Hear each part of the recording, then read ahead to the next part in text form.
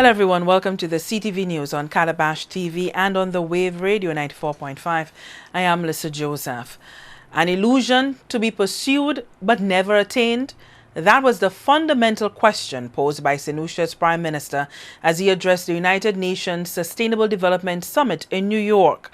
Dr. Kenny Anthony told the world leaders that the Caribbean is more vulnerable than ever when it comes to natural disasters.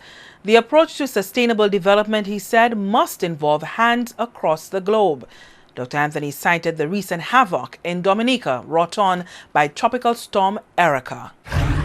The storm killed dozens of citizens, displaced hundreds who are now unable to earn a living, and has resulted in damage of almost 100% of that country's GDP. Unfortunately, Erica was merely one in a long and continuing series of extreme weather events that wreaks havoc with lives, livelihoods, and economies across our region. My own country, St. Lucia, has suffered through 2 major storms and 3 severe droughts in the last 5 years. This means that we are constantly going through debilitating cycles of repair and recovery, which are primarily responsible for the massive public debt overhang that constrains our best development efforts.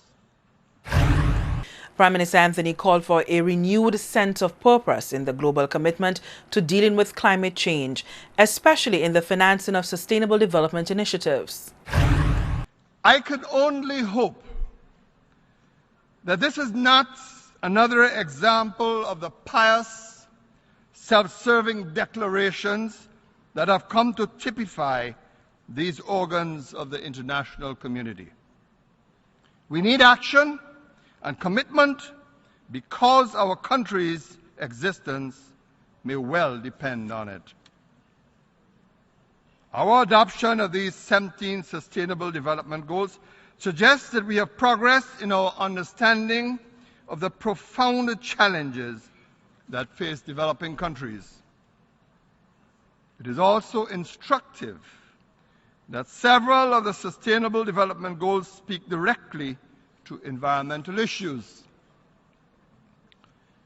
This gives me hope that we may be finally embracing the advice of the World Commission on Environment and Development in its seminal publication in 1987 entitled Our Common Future, when it spoke of the interconnectedness of ecology and economy. However, actions in another negotiating theater have caused me to question whether this critical connection between ecology and economy is fully appreciated. Mr. President, I am concerned about the slow pace of the negotiations toward a new climate change agreement.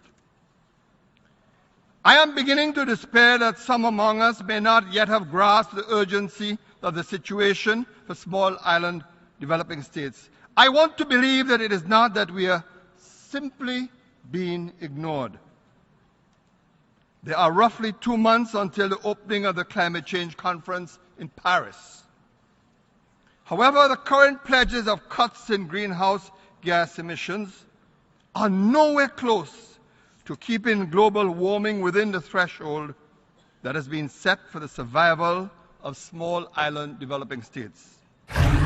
The lethargic pace at which climate finance instruments are being capitalized, Dr. Anthony concluded, indicates that the rhetoric of good political intentions is meaningless without demonstrated and tangible collective action.